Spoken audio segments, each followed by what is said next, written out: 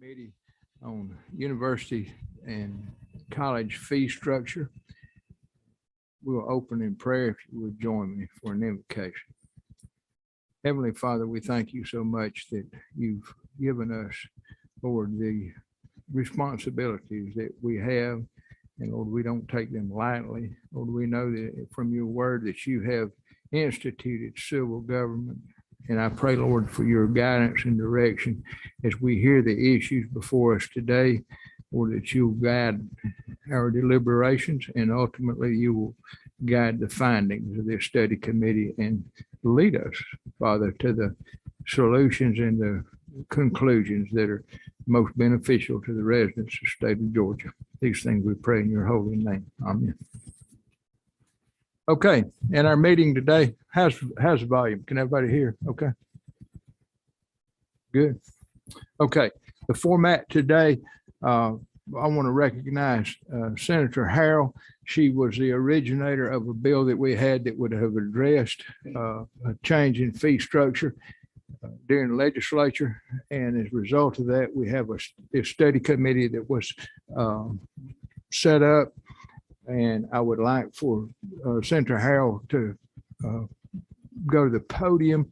And if you would tell us your thinking behind the bill and maybe what some of your expectations are, what you feel like maybe some of the deficiencies in our current fee structure is.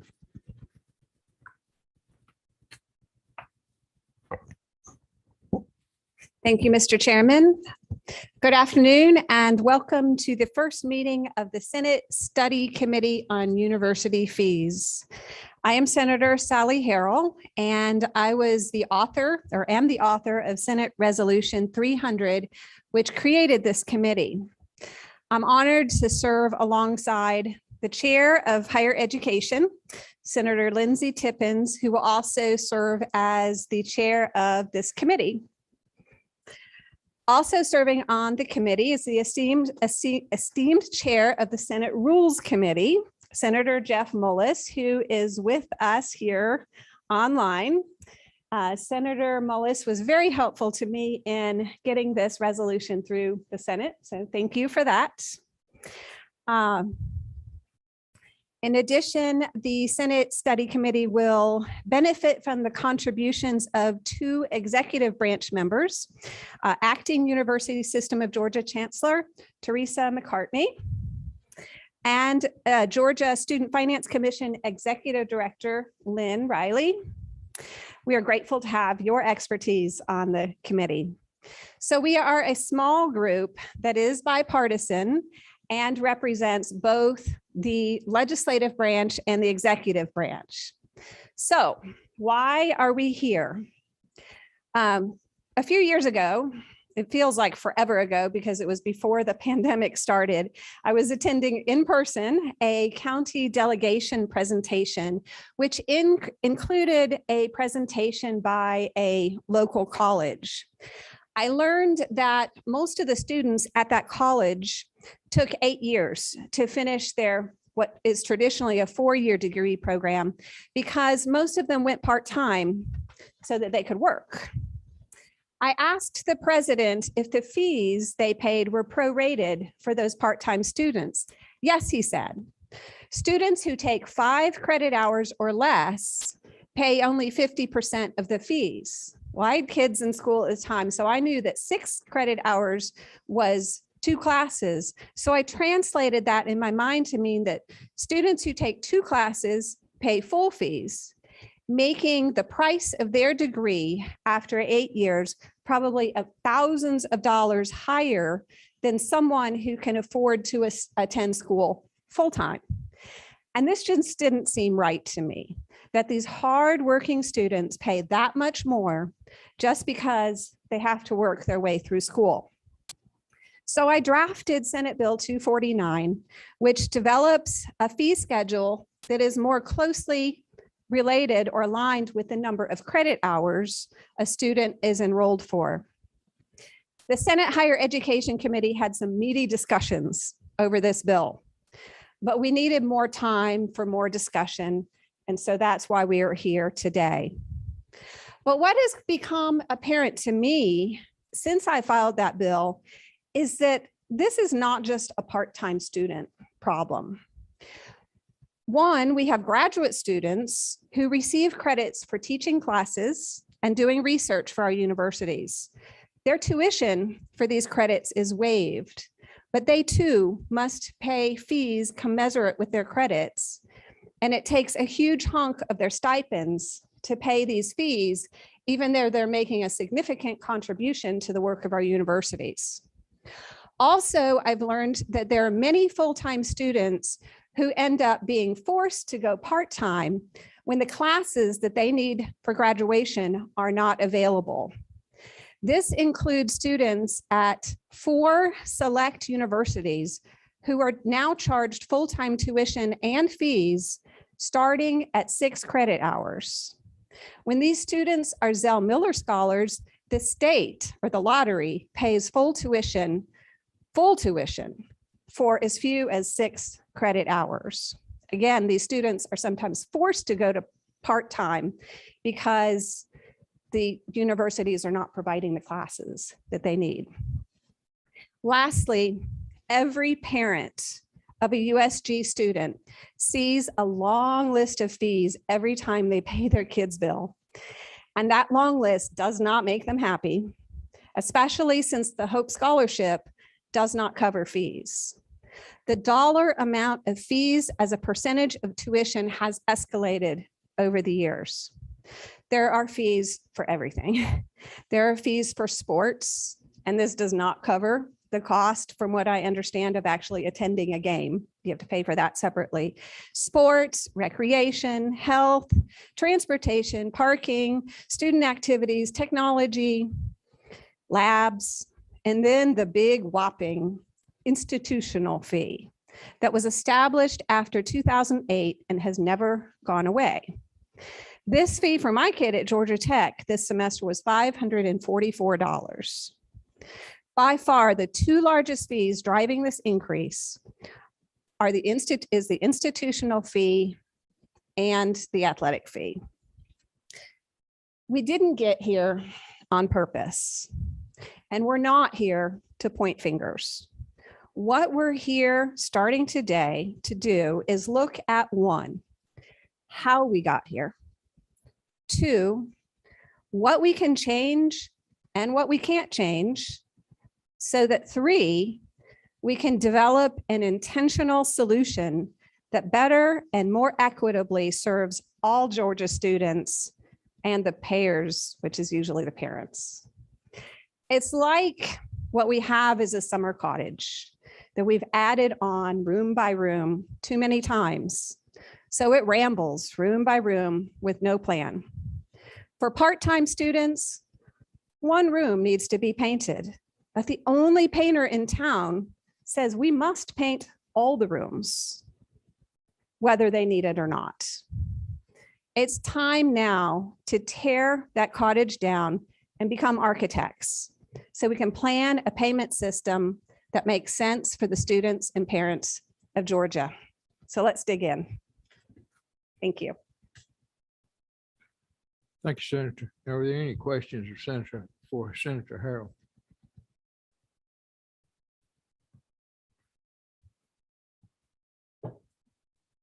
I want to assure anybody that's listening to this that there's not been a predetermined decision about what the findings of this committee are going to be. This truly is a fact-finding look at the fee structure, and I thought the best place to start in this is with the university system, and I would appreciate the candor that I've always witnessed with Acting Chancellor Teresa McCartney. We've discussed many issues through the years in her long service to the state, and I appreciate her level-headedness and her willingness to acknowledge challenges and work through them. And I have asked Chancellor McCartney to look at or make a presentation of fees. The university knows the structure of fees better than any of us, certainly myself. But some fees are tied to debt retirement and our mandatory other fees, we'll look at it as we go along. And Chancellor, if you would make whatever presentation, I will say this in the packets that you've been given. There's some information in those. There's part of that information I did not see until about 1:30, and I have not looked at it, but I've looked at what is in, that came directly from the university. So there's some in there from Senate Research, but I appreciate you covering the part from the university. Absolutely. And if amenable, I would love just to sit here and That's not go to the podium. great. And I'll also be honest, I really didn't prepare formal remarks because based on our conversation, I really wanted to take the approach of really this first meeting to really walk through everything and make it more of a dialogue and a conversation versus kind of me as a talking head, just talking to the committee.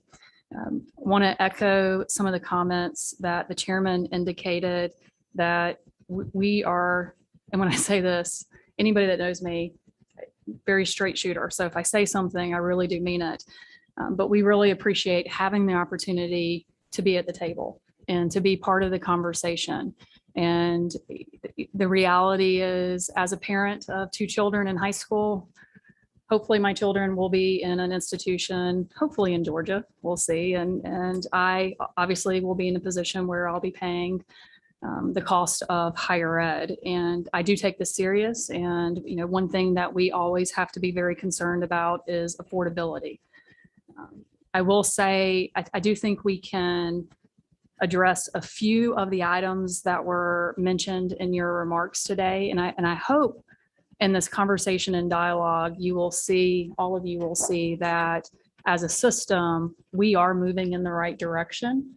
I can't sit up here and tell you that it's been perfect. I'm not going to sit here and tell you that I'm going to defend decisions that have been made over many, many years within the university system.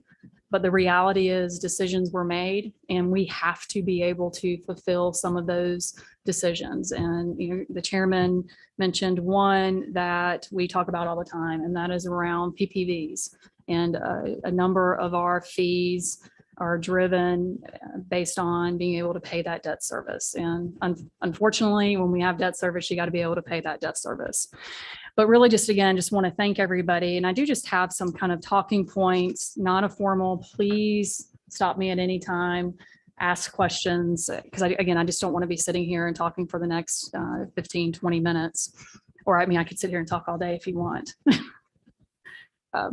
I will say, and the chairman has kind of referenced this, I've had an opportunity, and I would actually say it's an honor to work in state government for many years and have had the privilege of working under 4 governors and started under Governor Barnes. And you know, the great thing about working in state government is I've worked in numerous state agencies. And to me, the most important is the governor's office of planning and budget, because you can sit in that agency and really understand the finances and understand the nuances of how state government works.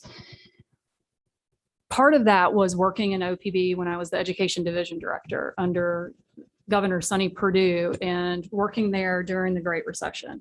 And so one thing you also mentioned in the opening remarks is the special institutional fee. So I'll get into that and kind of walk through how it started and ultimately why we still have that today. But again, I think it has to be on the table for this committee and for our board to look at long-term how we address. First, just want to mention some of the things that are in the packet that we provided. Obviously, if there's something in here that doesn't answer questions that you have, we will be happy to pull it. Senator Harold, we received your questions late Monday, so we're still pulling some of the information and we will get that to you quickly. But in here is just a general overview of tuition, the special institutional fees. It provides an overview of mandatory fees, and it just shows how we're ranked in the SREB states nationally. And I do think it's important, but I really don't want to dwell on it, is it really, the document also provides a really good overview of state funding and ultimately how state funding impacts the university system. Also, I thought it was important to provide in the packet what our current board policy is around on student fees and elective fees. And then it's a long list. I will also admit, Senator Harold, that we put in here every mandatory fee, and we also put a list in here of every elected fee and special charge by an institution. Because again, we want to make sure that everybody has the data. I'm going to hit some of the highlights, but again, there's more information in your packet. I do think there's some things that as a state we can be very proud of, that we actually are as a state very competitive. When you compare us to our peers and across the country, we're the third lowest of all 16 state SREB states in undergraduate tuition and fees. Nationally, 37 states have higher average tuition and fees for four-year degrees. Georgia over the last 5 years has held tuition to the fourth smallest increase in the nation. USG tuition increases since 2016 have averaged 0.75% annually, well below the rate of inflation. And I know we're here to talk about fees, but I do want to make sure we really talk about the big picture of the system. Acknowledging, because I do think it's important to acknowledge the Great Recession. I worked in OPB and saw how difficult that was to be able to manage through, not only for the university system of Georgia, but for all of our state entities. And I'll be honest, when you're sitting there and going through what we did, in the back of your mind, you do have this impression of, well, it'll get better. State revenue is going to quickly bounce back. It did not. And so there were many, many years where we sustained budget reductions just like any state agency. But at that same time, we actually had more people coming to the university system to be able to get services. Because usually in a recession, our enrollment goes up. In the good times, people can get jobs. So typically our enrollment will start to level off or flatten a little bit. So we had less resources, but we were required to provide more services, which ultimately drove to a number of policy decisions that the university system made. And to kind of put it in perspective, pre-recession, kind of the state participation in the teaching formula was 75% came from the state of Georgia, 25% came from what you would consider other fund sources, so your tuition and fee portions.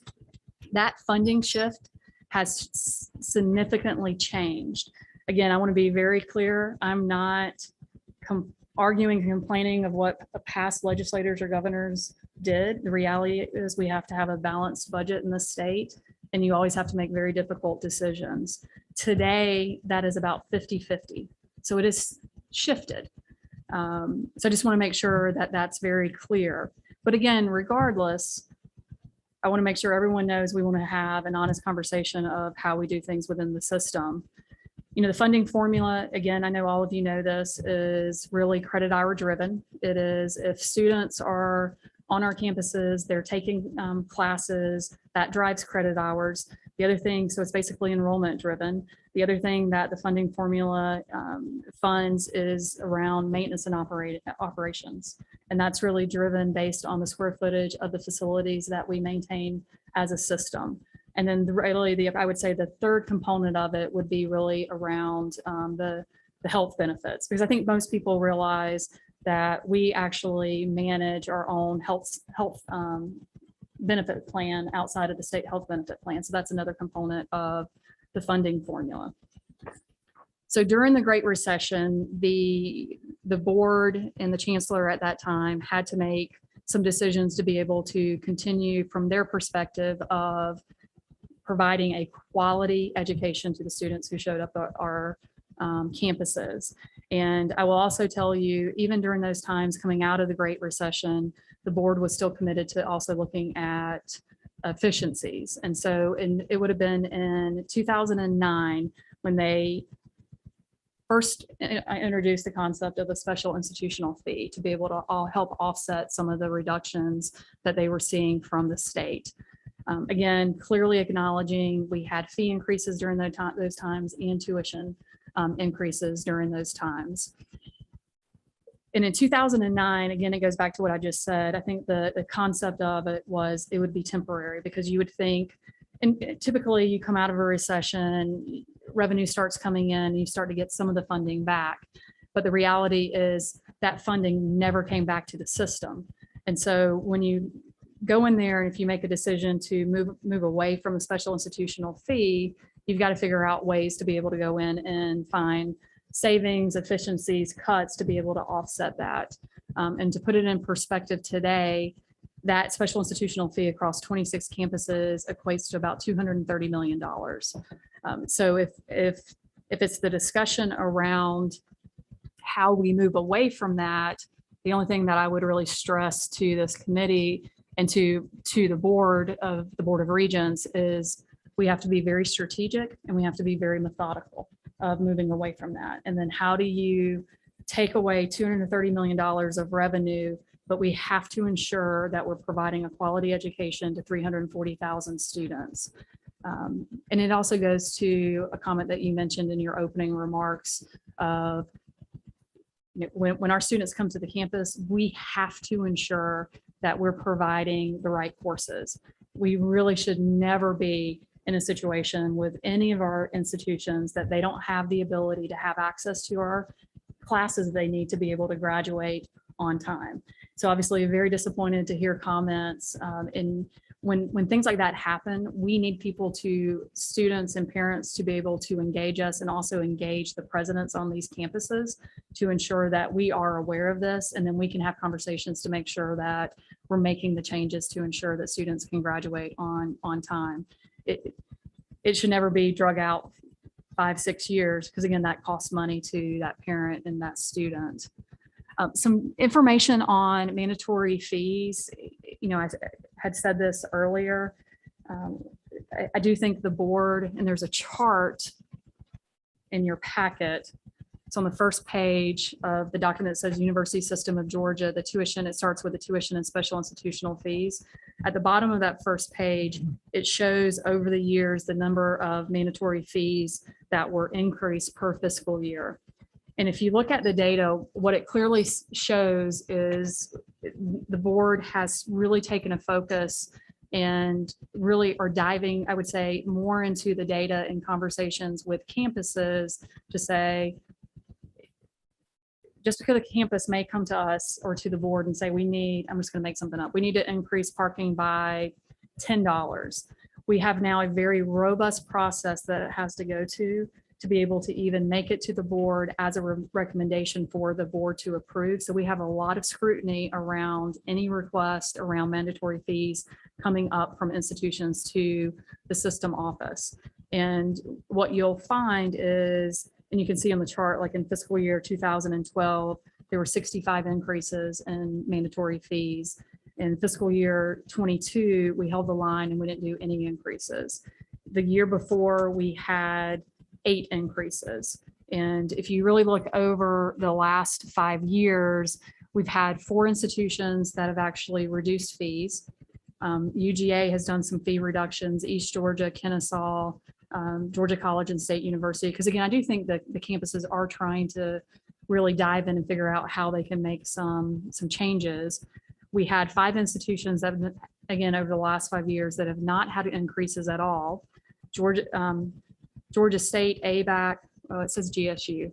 When I think of GSU, I think of Georgia Southern, but I think that's probably Georgia State.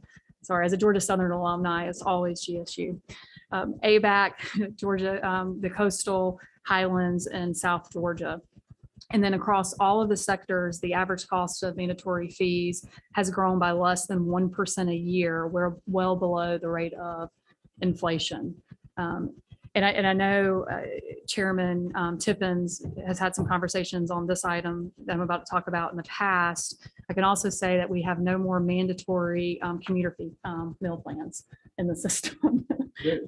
So, and I know that was a concern that you had. So no longer does KSU or Coastal or Georgia Gwinnett, all of those institutions moved away from that. As I indicated, there's a lot more information in the binder that please go through it. Even between committee meetings, please engage me. If you have questions, we can pull data and provide any information that you need. Again, where we're seeing most of our fee increases lately is around PPVs. Public-private ventures. So basically it is, and I probably should have said this, that if it's an academic building on our campus, Typically, that is funded through the state budget through the GEO bond capital project. But if it is a project that really focuses on more student activity outside, so it's going to be your parking decks, it's going to be housing, it could be a health center, it could be a recreation center. Those items are not funded with GEO bonds. And so you have a different mechanism that is utilized on campuses. And the PPVs can look very different depending on the institution, the funding. And then also we have projects that we get private donations coming in. An example you'll see in the budget submission that we did to OPB, ultimately that would go to the legislature, is the Georgia Tech Tech 3 project. That GEO capital project has $75 million of private funds that help support that capital project. So I just want to, our projects they don't look consistent across any of our campuses or project to project. And so when you do a PPV, you're basically taking out debt and you have to have a pro forma. And so basically it works of, I'm just going to give, I think there's an example in here that I can give, where you could have an institution that wants to do a student center. And when a decision's made to be able to fund that project, it may be that the enrollment is at 4,000 students at that institution. And so you make certain assumptions when you go down the path of funding some of these projects. Again, full transparency, some decisions and some of the things that as a system we did over the years, honestly, and it's easy for me to sit here and say it was bad decisions. But I want to be fair to anybody that are sitting in these roles. You take the best data you possibly have and you make decisions. I don't want to take that as criticism to anybody that's been in any of these roles in prior years. But the reality is we have institutions that are declining in enrollment. And so when you build some of these projects around PPV, we have to pay debt service. I mean, that is non-negotiable. We will always pay debt service. And so when you have certain things happen on campus where enrollment drops or other things, that then forces us to be able to, again, have to have very tough conversations with the students on that campus that there's a potential where we have to go in and increase a mandatory fee to ensure that we can cover the debt service. One thing that we're continuing to have conversations, because again, we know that there are some projects that are struggling around our PPVs. Are there some creative things? Can we think outside the box of how to cover some of this debt service without having to really do the increases around mandatory fees? I don't want to throw out a certain project, but we're willing to also look at that to see how much flexibility we can maybe have in some of the other fund sources to get some of these projects kind of off the books. I do want to acknowledge, because we know that some projects were built that probably never should have been built. I will say that the system has done a really good job in implementing new processes at the system office, working with our campuses. So now when a project is requested, it actually has to go through integrated review. It is a cross-functional review by the university system office staff. It looks at many different things. So it's not really just focused on the pro forma. It is, you have capital people, you have the finance people at the table, you have academic affairs, of again, making sure that everybody's looking through many different lenses to ultimately determine how we make decisions and what projects we move forward with. So all of those processes have been, in a sense, tightened up. And any of those projects have to go to our board, and we again have to be able to articulate to our board of why we want to move forward with any new PPV projects in the future. The other thing I would probably mention on the PPV projects in fiscal year 21, about a little over 25% of the lease payments across USG were associated with mandatory fees. So that is, it's a quarter of it is mandatory fees around PPVs. Currently, 57 PPV projects are funded through mandatory fees, with more than 20% of mandatory fees associated with the required payments. Some of the examples, and I kind of hit on this, but like Gordon State, I knew I had an example. I just had to find it in my paper. Gordon State College, they had a student activity and recreation fee that was ultimately approved to fund the debt service of the operations, but that institution has experienced a 21% decline in enrollment. So again, that's what ultimately is driving to some of this. The other thing I do want to talk about, and it's in the packet, is really the process that happens on a campus to even get to us to ask for an increase. That it is set up as a student advisory fee committee. It is made up of at least 50% of students. So students are engaged in these committees to ultimately make the decision if something moves from a campus up to the system for us to review to ultimately make it to our board. Saying that, I still probably think there's some work we can probably do around that student advisory fee committee to get more involvement on a campus. When I say this is my perspective, but I want to emphasize, I'm not saying this is what happens on all of our campuses, but a lot of times on our campuses, we have the same students, the Student Government Association, SGA, they're the ones always engaged. So we probably need to do a better job of engaging students outside of that, probably making sure we're doing a better job of even engaging part-time students, graduate assistants, to really make sure that they understand the why, and that's sometimes why we need increases. So I just want to put that also on the table. Trying to think, and I think we can tackle this maybe at the next committee, because I do want to pull some more data. We just didn't have time to get it all together and work with our campuses. I want to dive into more of your comment around our students not having the ability to take the classes they need. So if you accommodate me, let us work on that piece. And I want to make sure that we have the right information, the right response. I'm a firm believer. I don't want to say something wrong, and I just don't have enough on that piece today. Chairman Mullis has joined us on Zoom, and I think you have a conflict coming up in just a few minutes. At this point, do you have any questions for the chancellor or for the committee, Chairman? Well, thank you, Mr. Chairman, and thank you for having this meeting today. And also, Senator Harrell, thank you for your work on this. Ms. McCarthy, thank you for your work too, your service over the years to the people of Georgia. I do have a question. I think a lot of this has come to light because of people like me who had a child in high school, and then he goes to one of your fine, outstanding institutions in the University of Georgia system. And a student fee for a class, I thought would be to enhance the class or to pay for things to help the presentation of a classroom. And then we have COVID, and we're not going to class, but yet we still have the student fees for classrooms and other things.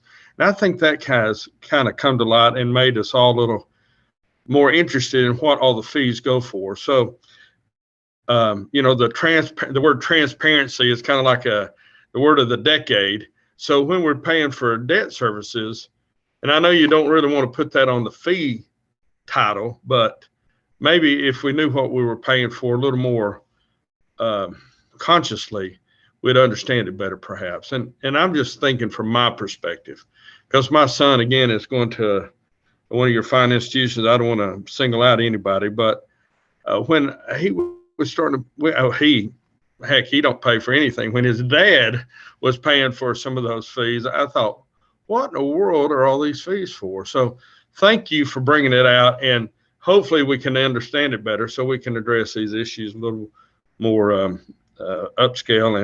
And Mr. Chairman and Senator Harrell, thank you again for having this today. I'm down here at the coast watching our fine ports authority bring ships in and out with full of cargo, helping the economy of this great state. So thank you for having me today. But I will have to leave here in a few minutes for another Zoom meeting of a more work related. But thank you, Mr. Chairman. Thank you, Mr. Chairman.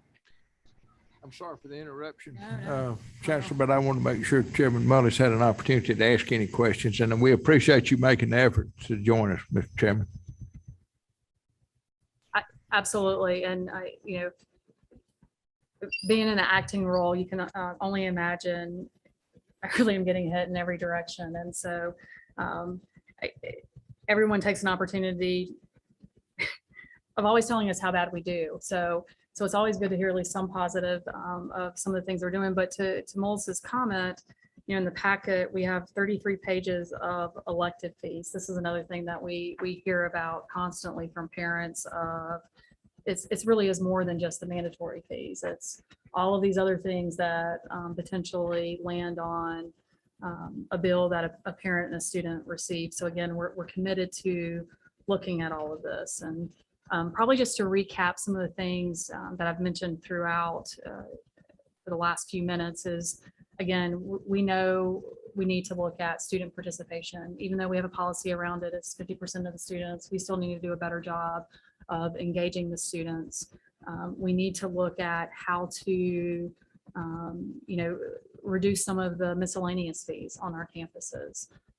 And how we do that, we need to better standardize a lot of the categories and billings across our campuses, especially when you have students who transfer from one institution to the next, and sometimes it looks very different. So I think there's a lot of work that we can do there. I think special institutional fee has to be on the table, but I really want to stress we've got to be strategic and methodical of how we adjust that. It's $230 million because I don't think anyone wants to do something that ultimately could have a negative impact on the quality of our higher ed institutions. And then it goes back to the PPVs of trying to find some flexibility around debt payments. And if there's ways we can kind of think outside the box to be able to tackle, especially some of the projects that we have some concerns around in some of our institutions, and really just have an honest conversation. We put everything on the table. Again, full transparency, there's going to be some things that I'm probably going to say that's going to be impossible for us to do. But I want to have a robust conversation across all of it, and let's figure out what is the best approach that ultimately drives to what's best for our students. Because we cannot, anything we do, we should never lose sight of a student. That is the most important thing on our campuses. So if we don't have students on our campuses, we don't have the staff, we don't have faculty, we don't have anybody sitting at the USO working on higher ed in the state. So I know I just threw a ton of information at all of you, but I'm going to stop there. And again, I didn't want to have a formal presentation with slides. Thank you. Just wanted a conversation for today as a starting point. Senator Harrell. So you mentioned that the budget rebounding after 2008 didn't happen quickly. I remember looking back at, I was analyzing K through 12 education budgets, and I was looking at state revenue after 2008. And it's been a while since I looked at that, but it seemed to me like things kind of got back up to where they were pre-2008, maybe sometime around 2010, 2012-ish. Is that at all on target or through your experience? I mean, revenue would start in a sense rebounding by then, but you also have to remember during that time, enrollment in K-12 was still increasing. And so even though you had new revenue coming into the state, it really was just meeting the needs that were happening that day. It was never really significantly focused on trying to put money back into state agencies. And I can speak for Governor Deal. One thing that he tried to do was to restore funding to QBE during those years. And so a lot of that's been restored, but for the higher ed system, we're still sustaining about a $1.5 billion reduction. Again, that's been that year after year, 1.5 billion year after cumulative. So yeah, so it's I'm looking at Tracy Cook, so I'm just going to throw out some numbers and then we can get you the exact numbers. But say 1 year Board of Regents was cut $280 million. The next year it was cut $300 million. Well, we never got the 280 back. So every year cumulative. Okay. That's happening. And whereas K through 12 was somewhat like 10 or 11 billion during that time. Not reductions. No. I mean, it was in the, it was over cumulatively. I would have to go back. It shouldn't be 10 to 11 billion, but when I walked away from OPD, I walked away. So I'm trying not Okay. to remember any of those numbers. Okay. I think total austerity cuts, last time I looked at it, the total from the inception had been $8 billion. For K through 12, I think 8 billion. that's correct. $8 billion, I think. I That's didn't think it correct. was 10 to 11, but I was thinking it was going to happen. It was just a little north of 8, but it was between $8 and $9 billion, I think, was the total from the inception of it back to the original austerity cuts that had been imposed. But I know at one time, the budgets, we were taking about a little over $1 billion a year at the worst part of the recession, but it was so slow regaining. I mean, in our industry, Georgia didn't rebound until 2012. Mhm. So, I mean, we were looking at probably 4 real years of pretty serious recession in construction sector. When even when it rebounded in 12, like the state budget instructions were still flat. Because then again, just to be able to meet like Medicaid growth, K-12 growth, Mhm. just general growth in the state took up any new growth Yeah. that was generated through revenue. Yeah. So we still have that, used to be 75-25. Now it's more like 50-50, Yes. which so- drives the institutional fee. Yes. But the impact on students is that the institutional fee, I mean, it's a lot of money. I mean, like I said, my daughter's was $544 per semester.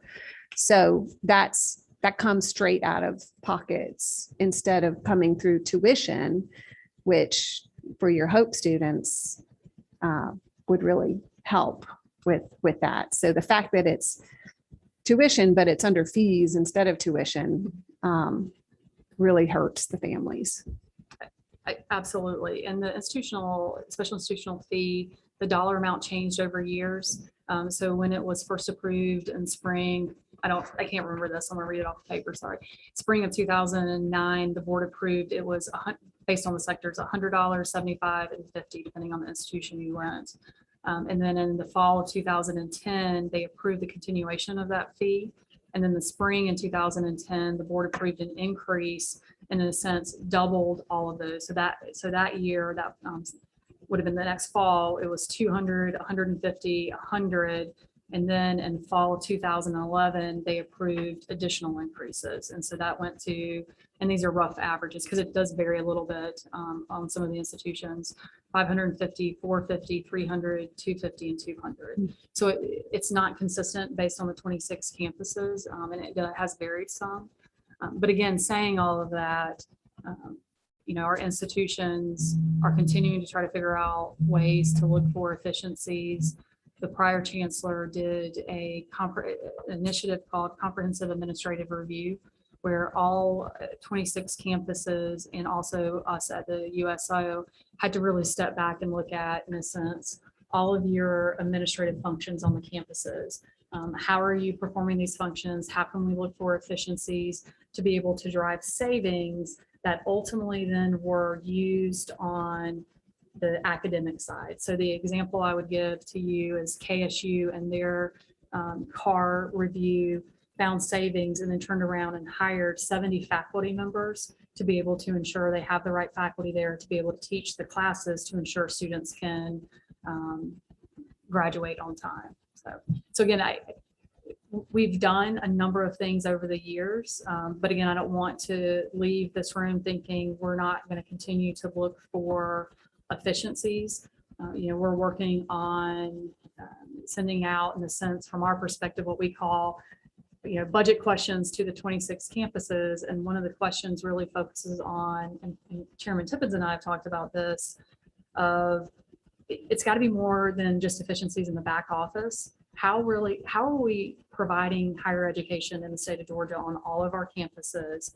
We need to look at the back offices. We need to look at academic affairs. We need to look at student services. And are we being as efficient as possible? I can't sit here and tell you we are. I think there's some things that we can probably tighten up. But I want to be honest, even with tightening up, I don't know if that's going to drive $230 million to be able to offset. And then again, the other reality we live in is we're still seeing declining enrollment. in a number of our institutions.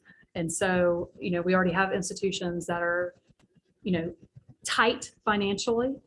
And based on enrollment numbers for the fall, some of the preliminary numbers that we've received, they're not final yet because we're still going through purges and stuff like that.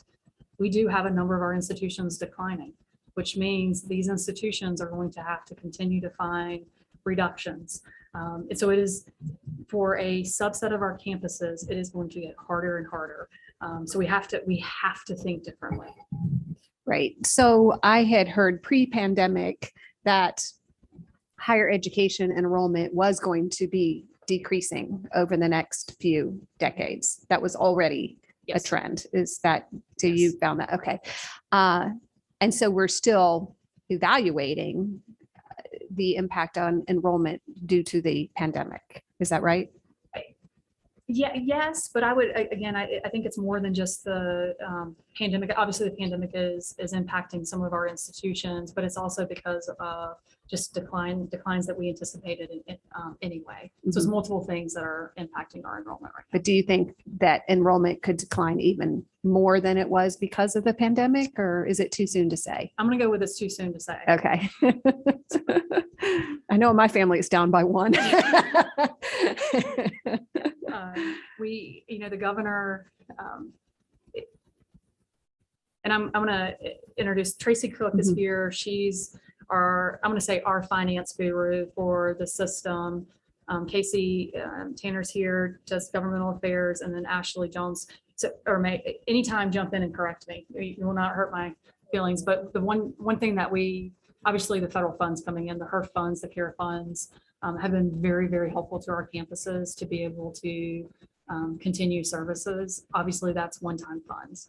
So we're working through, again, how campuses are using those funds and, what potential impacts that's going to have long-term once those funds go away. The governor was extraordinarily gracious to us and gave us $5 million to do some, in a sense, scholarships that I'm going to say scholarships that we can provide to our 26 campuses as gap funding. Yeah. To be able to help our students who are, if we can just pay this bill, they can continue to be enrolled. That's huge. And I know this is not why we're here today, but the other thing that's been very helpful is some funding from the governor through the federal funds around mental health. And so that's another thing that we're just tackling. And some of these fees in here for health centers, again, we've got to find that balance, and how do we continue to provide the right services? Because you can also imagine during a pandemic, our students, staff, faculty, they need more services around mental health, just on our campuses in general. So, anything I missed? Anything you want to correct? Okay. Any other questions, Senator Howe?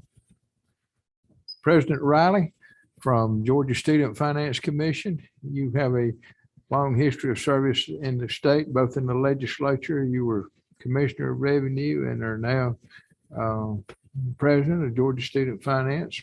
All of those are financial positions. And have you got any thoughts, questions, or observations?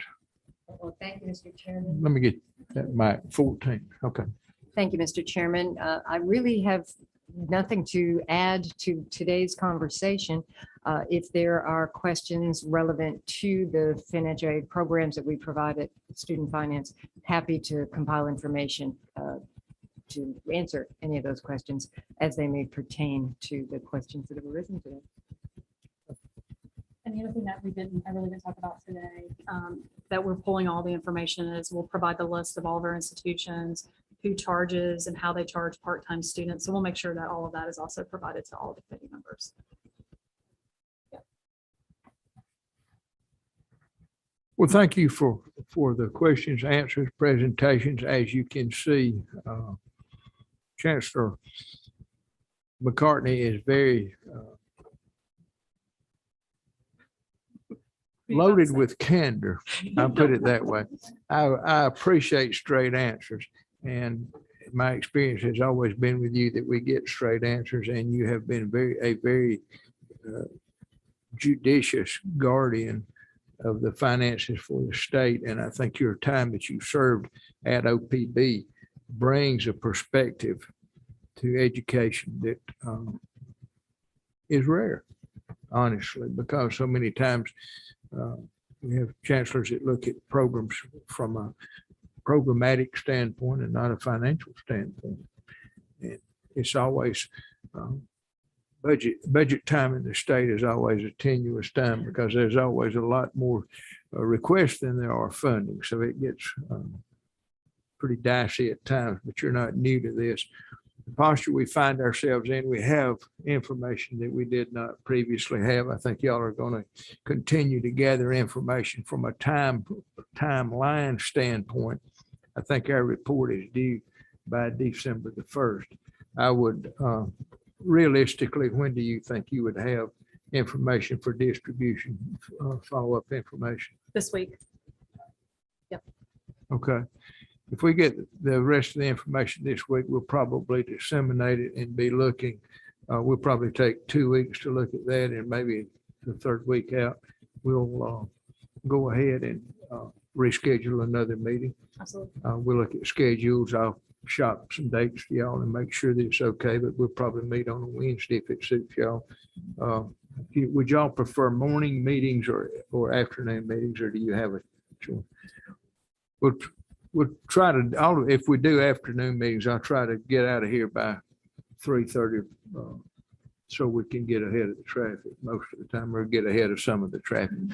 But thank you for the information we've been given. I want to thank Senate Research for the information they brought together. And I would encourage you to, in the meantime, before our next meeting, if you would direct any questions that you may have to me or observations, then from that standpoint, I can circulate them both to the university system, the members of the committee, and we'll all try to stay on the same page so we won't spend 45 minutes trying to catch everybody up the first part of the meeting. And we'll be ready to get back into the discussion.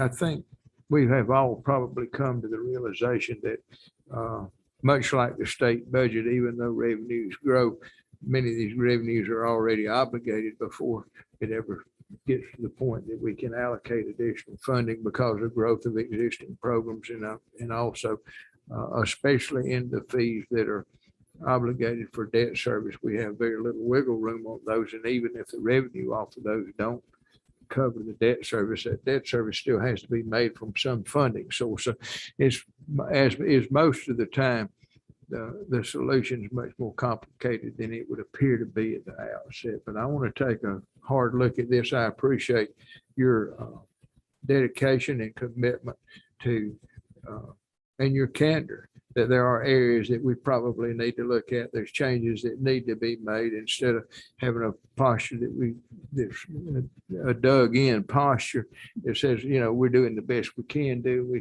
There's no room for change. There's no room for improvement. I appreciate looking at that. You know, as I said earlier, we do not have a foregone conclusion of what the findings of this committee are going to be, and it's going to be an active study committee. And I think the people that are represented on this can look into these numbers and try to look realistically at what true solutions need to look like in the best interest of the state. We certainly do not want to cripple our institutions. We're blessed to have two of our universities that are in the top 20 in the United States, and they don't get that. You don't get to that status by underfunding programs. But by the same token, we don't want to spend any more than we need to spend to maintain fine programs in the state of Georgia. I think one thing that I know several of the institutions have looked at, some of them are catching fire, some of them in my, one of them in my Senate district has been criticized because they're cutting some degree programs. And quite frankly, the reason the degree programs are being cut is because the demand for those degrees, both in students, but also demands from industry, aren't enough to justify the cost of those programs. And I appreciate the universities taking that stand. And there are some people that are saying, well, you ought not be doing away with these programs. But if the demand's not there, we don't need to obligate the cost of what it takes to have a degree program. On the other hand, I think one thing that's critical as we look at these programs, those students who are currently enrolled in that program, we need to guarantee them the ability to finish that program and to Absolutely. fully graduate with the direction and course that they started. But sometimes you have to say, it's been fun, but we're not going to carry on with this program past a certain date. And I think the university system, by and large, has been very cognizant of that. I know Kennesaw State has worked with some students that may have gotten in a bind on lacking some hours. But I have noticed in the time that I've chaired higher ed, I think the university system has been more cognizant of the fact that we do not need to be building in a fifth year of instruction. And the university system needs to work toward providing those programs in a 4-year time frame that a typical bachelor's program would require. And that we don't, because we don't need a student coming back and taking fifth year courses because we can't provide the courses within a 4-year time frame. So from that standpoint, and I've even said, if you have a situation, if it's a failing of the university system, we don't need to be charging fees for the time that student comes back, but that still doesn't reimburse the student for the loss of time and the loss of flexibility to be able to work with their degree. So, but I would say this: the university system has been very, very cooperative in trying to make the guarantee. If you come and take full course load, the university system will do all that they can to get you out of there in 4 years so you can go to work and benefit the state. And we want to benefit the students, and I appreciate your comments. Our number one concern ought to be on the student, and it does not need to be on faculty concerns or any other concerns. It's just like in K-12, student concerns and student achievement and progress and growth needs to be our number one objective.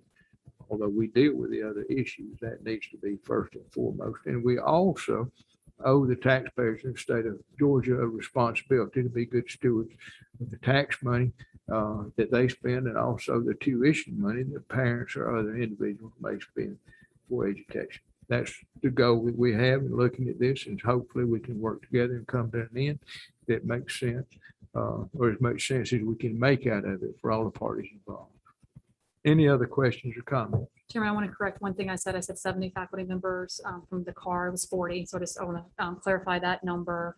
And then really just to piggyback off one of your comments around deactivating programs or degrees in the system, that we do look at that. We've worked with a few of our, especially our smaller institutions, really stepping back, looking at faculty, course loads, how many students are taking these programs, and we are doing more deactivations again to make sure that our campuses, we're providing programs that students are actually enrolling. The other thing that we're doing is around any new approvals around degree programs for bachelor's, master's, doctorates. It's really also, and this is really a push from our board, is focusing on what are the workforce needs in the state. We should not be creating degree programs to create degree programs. Can students get jobs when they graduate? If they cannot get a job when they graduate, that's not where we have limited resources. That's not where we need to focus. So we're really, again, even rethinking how we do approvals around programs on campuses too. But that was a great point that you had mentioned. Well, your last comments, the comment is what's always impressed me about your approach toward government funding, and that we need to be looking for return on investment and not just how much is it going to cost, but we need to be looking how is the state benefiting, and to what extent is the state and the students, are they benefiting from these programs? And I appreciate that, because if we're building capacity for which there's no demand, even people that aren't very business savvy can see the logic that we need to take a look at those issues. And I think part of that figures into these conversations, just in terms of overall efficiencies. But I look forward to getting the information from the university system, and we will distribute what we get. Any questions you may have, suggestions that you may have for the next meeting, we will be glad to entertain them, and hopefully we can work toward a solution on a timely basis. There's no other questions. This meeting stands adjourned. I appreciate so much your attendance. It's been one of the few study committees I've ever been on where everyone was in attendance one way or the other, but that's the beauty of having a small committee. Thank y'all so much. Thank you.